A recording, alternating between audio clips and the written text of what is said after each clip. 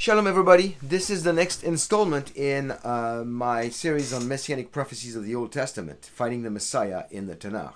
And today we'll look at Book of Numbers 23 and 24, and we'll look at the 4 predictions of Balaam. Very interesting chapter. First, remember, I need you to subscribe if you haven't done that already. If you have done it, great, thank you. Subscribe, hit the notification bell so you'll get all my new videos when they come out, and give us a thumbs up. All this will help to get more people to learn the truth about the Bible. So let's get started and let's look at Balaam and Balak, almost the same name, 2 different people. Balak is the king of Moab. He's terrified. In a passage, he's terrified that Israel's army, that just finished defeating his northern enemies, the neighbors, the Amorites, as you read in Numbers 21, in Deuteronomy 2:26 to 3:11. He's terrified that they might try to invade Moab. So Balak appears powerless before Israel, and he's terrified, as we read in verse 25 of chapter 2 of Deuteronomy, and I quote, "This day I will begin to put the dread and fear of you upon the peoples everywhere under the heavens, who, when they hear the report of you, shall tremble and be in anguish because of you."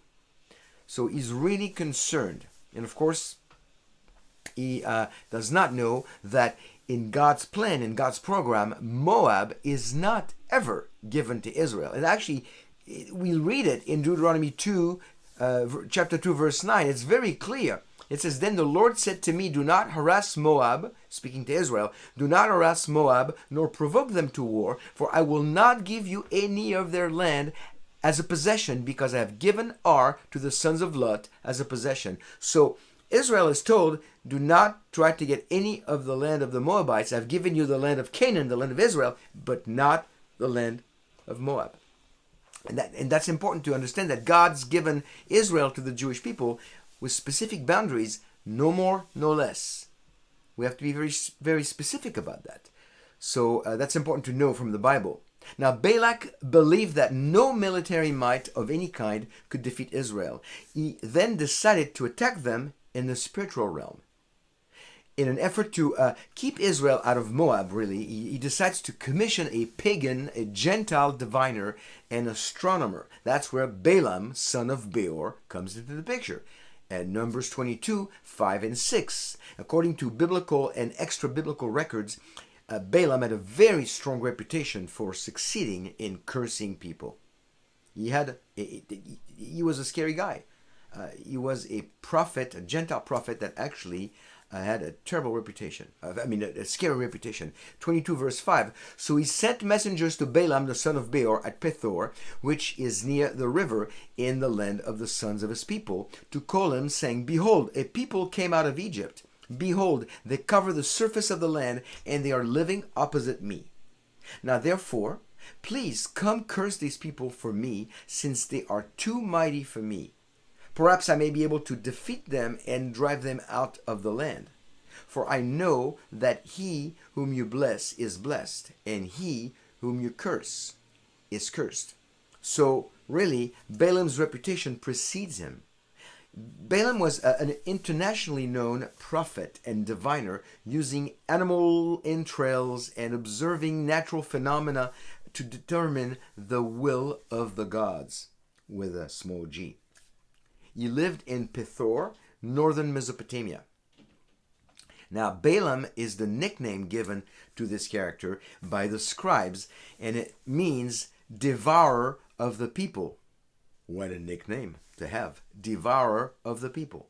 Moses knew about Balaam's prophecy at Numbers 31 through verse 16, and I quote, "Behold, these caused the son of Israel through the counsel of Balaam to trespass against the Lord in the matter of Peor. So the plague was among the congregation of the Lord." So even in rabbinic writings and rabbinic tradition, Balaam is known. Now, how much of it is a legend, how much of it is truth, hard to say. But you read about Balaam in a lot of different rabbinic writings. He's often seen as one of the 7 Gentile prophets. Balaam, his father Beor, Job and Job's 4 friends. So that's 7 Gentile prophets. Balaam had a reputation amongst Gentiles that rivaled that of Moses with the Jewish people. In the Midrash Rabbah, which is a Jewish writing from the rabbis, he was first able to interpret dreams. Then he became a magician and eventually became a prophet, according to the Midrash Rabbah. In the Talmud, in Barachot 7a, Balaam is described as having the unique ability among mankind to know when God's wrath would come, and this is exactly what Balak wanted to bank on to have the Jewish people cursed. That's why he called on Balaam. The Talmud further helps us understand Balaam's reputation. It retells of the time when the law was given to Israel and God's voice apparently shook the earth, so that kings went to Balaam asking if a second flood was coming, to which he answered no. But that's how much power and reputation he had, that kings would go to him for answers. Even though Balaam did not curse Israel, he is referred to as the wicked one in the Talmud.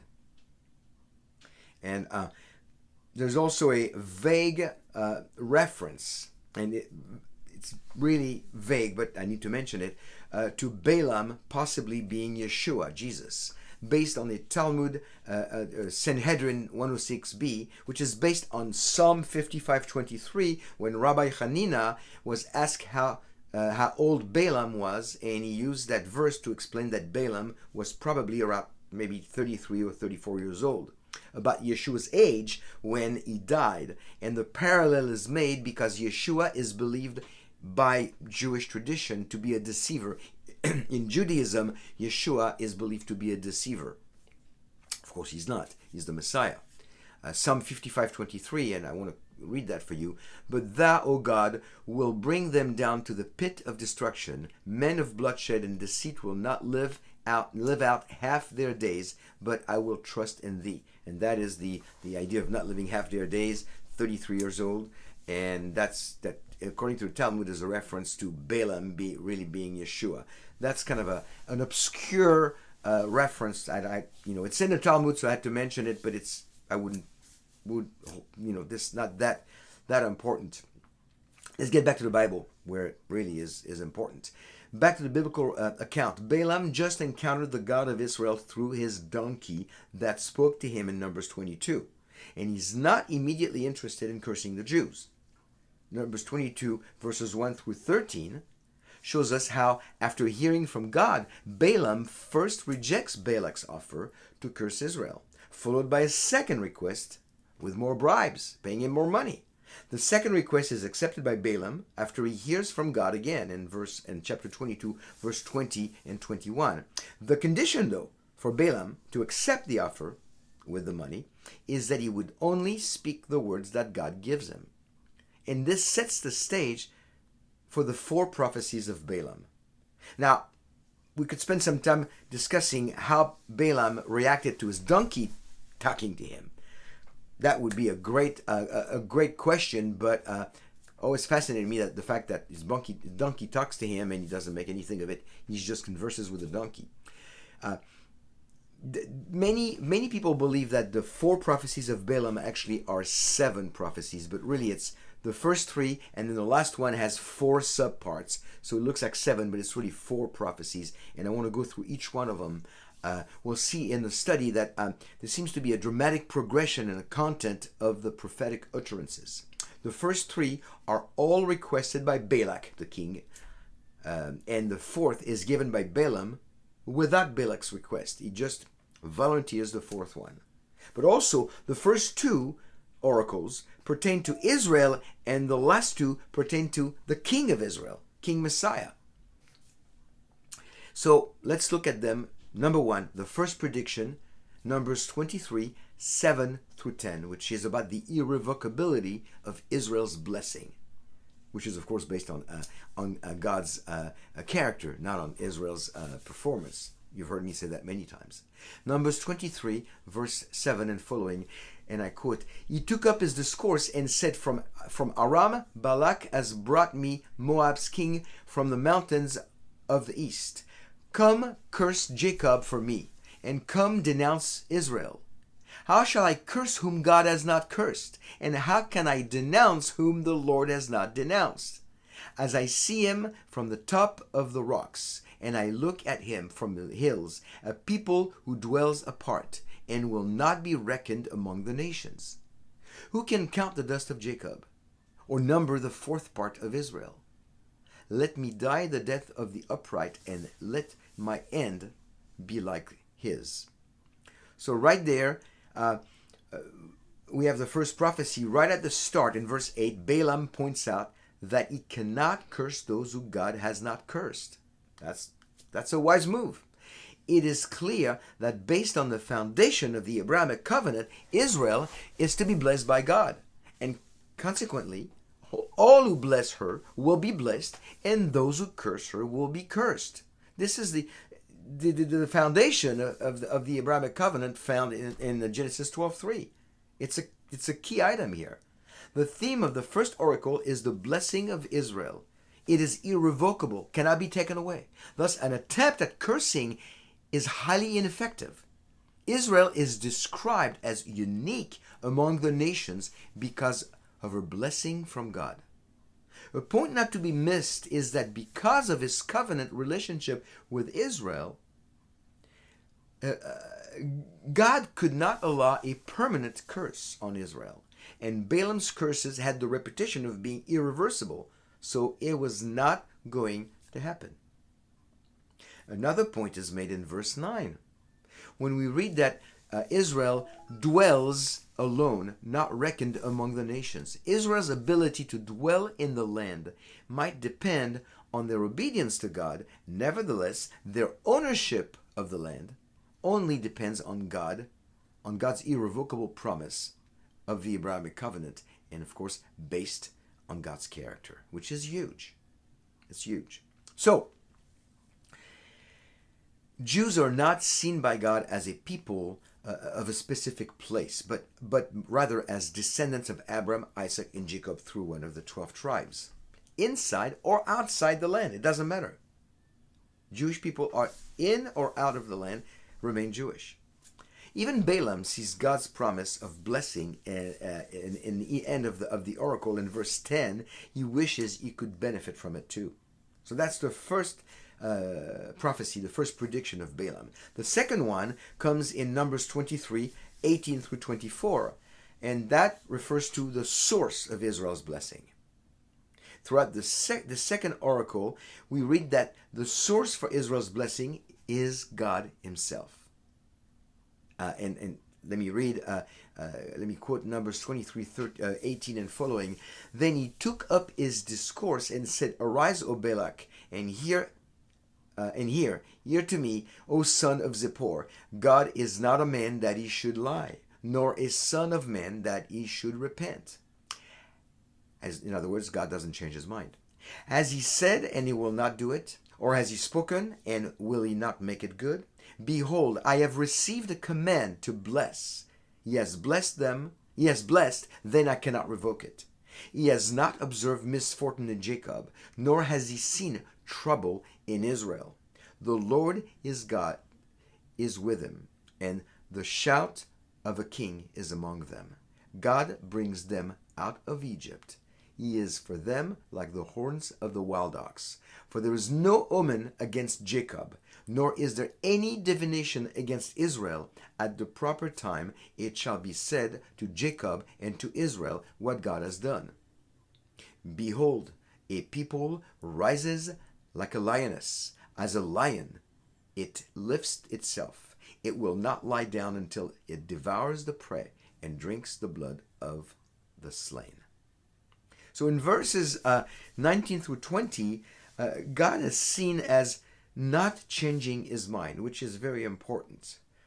God never changes, and he doesn't change his mind. There is a comparison between the constant changing of mind of Balaam and the immutability of the Lord. That's a big contrast here. He's also seen as being on Israel's side in verse 21. God brings them out of Egypt and also protects them like the horn of a wild ox. Again, in this oracle, the writer reiterates the fact that Israel cannot be cursed because God will not allow it. That's in verse 23 of the passage. Eventually, using the analogy of a lion devouring its prey, Israel will be victorious. That's verse 24. At this point, the would-be victim of the curse of Balak and Balaam becomes the instrument of the destruction of its own enemies. It's quite a beautiful reversal here. Now we get to the third prophecy. We have two more. The third prophecy, prediction of Balaam, Numbers 24, 5 through 9, which speaks of the seed from Jacob. This third oracle is the first of two concerning Israel's messianic king, King Messiah, Yeshua, as we find out later, but not in Numbers, of course. Numbers 24, 5 through 9. Fair are your tents, O Jacob, your dwellings, O Israel, like valleys that stretch out like aloes planted by the Lord, like cedars beside the waters. Water will flow from his buckets, and his seed will be by many waters, and his king shall be higher than Agag, and his kingdom shall be exalted. God brings him out of Egypt. He is for him like the horns of the wild ox. He will devour the nations who are his adversaries, and will crush their bones in pieces, and shatter them with his arrows. He crouches, he lies down as a lion, and as a lion, who dares rouse him? Blessed is everyone who blesses you, and cursed is everyone who curses you. Close quote. So in verse 5 and 6, we read about the fruitfulness of Israel. Again, we see the theme of abundance and blessing being described here. Then for the rest of that oracle, the third one, we read about a future king of Israel. Who is that? A king who will have an exalted kingdom in verse 7. In verse 8 and 9, the future king is said to be brought out of Egypt. Now there's a reference here. It's a cross-reference with Matthew 2, 13 through 15, and also Hosea 11:1. This king will be like the horns of a wild ox and to be like a lion. All three descriptions were used earlier in the other prophecy about Israel. So that's used about the king of Israel in our third prophecy. Matthew 2, 13, 14, and 15 reads that way. Now, when they had departed, behold, an angel of the Lord appeared to Joseph in a dream, saying, Arise, and take the child and his mother, and flee to Egypt, and remain there until I tell you, for Herod is going to search for the child to destroy him. And he arose and took the child and his mother by night, and departed for Egypt, and was there until the death of Herod, that what was spoken by the Lord through the prophet might be fulfilled, saying, Out of Egypt did I call my son. So that's the connection here between the third prophecy and the passage in Matthew. Finally, in verse 9, Balaam reiterates the promise of the Abrahamic covenant, and in a way curses Balak and also curses himself. And then finally, you have the last prediction, which is, it's my favorite one. It's you'll see why in a second. It talks about the star and the scepter from Jacob. It's Numbers 24, 15 through 24. This is the last of the four oracles, and it has the most significance as it pertains to the first coming of Messiah.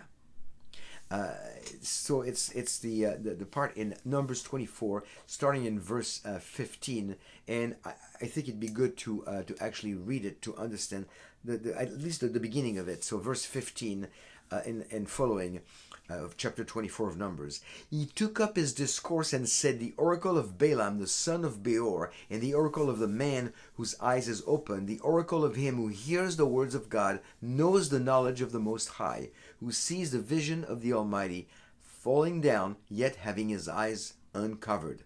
And here is the next couple of verses, key verses. I see him, but not now.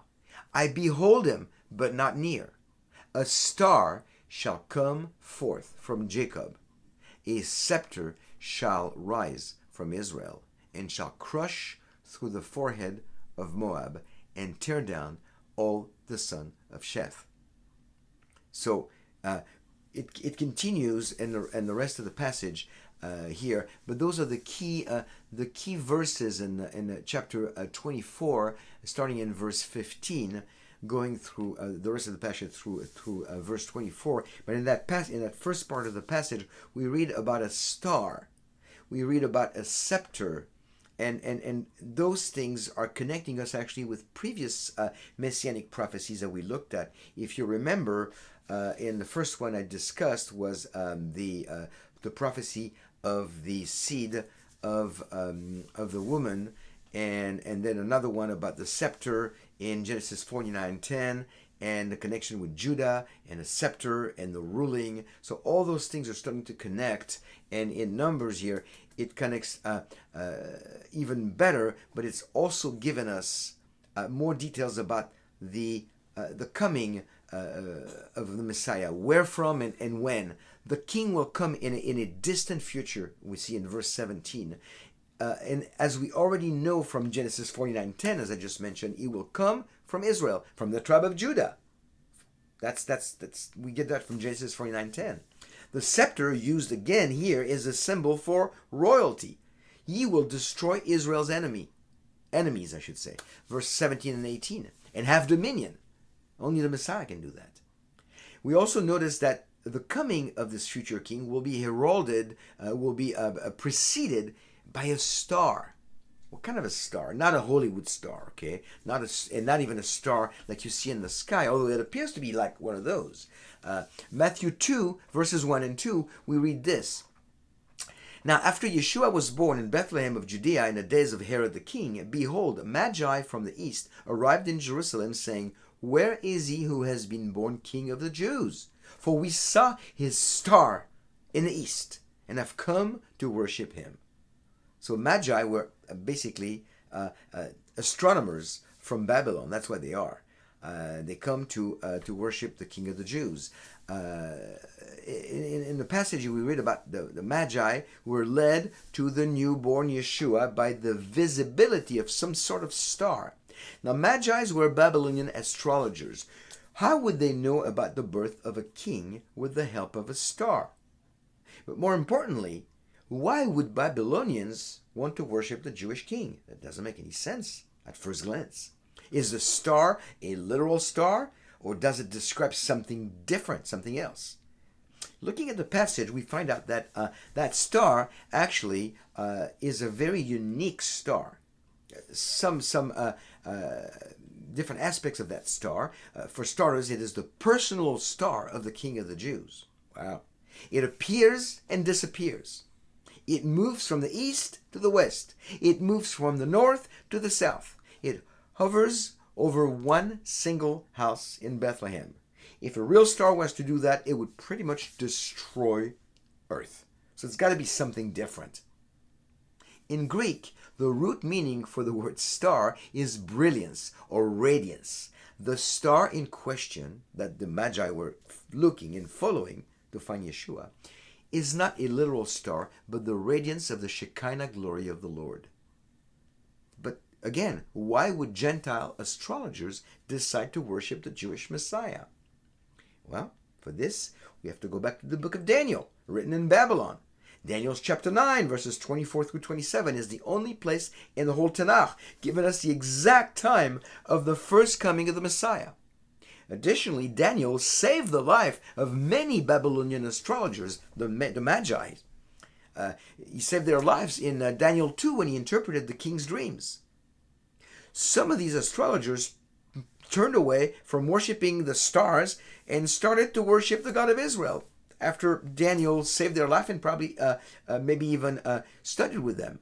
From that point on, some astrologers followed the Bible and knew about the coming of the Messiah from Daniel himself. But what about the star? For that, we have to return to Numbers and look at 24:17. I see him, but not now. I behold him, but not near. A star shall come forth from Jacob. A scepter shall rise from Israel, and shall crush through the forehead of Moab. So here, we know that Balaam was from Babylon, and most likely an astrologer, like those in the days of Daniel. In Numbers 24, he equates the star with a scepter. Scepter, again, as we saw in Genesis 49, is a symbol of royalty. Thus, the star was also the coming scepter, will be a king. Makes sense. Balaam most likely did not keep the information to himself. So it's probable that future generations of Babylonian astrologers were made aware of a star to follow to come worship the new king of the Jews. It is not astrology that helped the Magi, but the revelation from the God of Israel.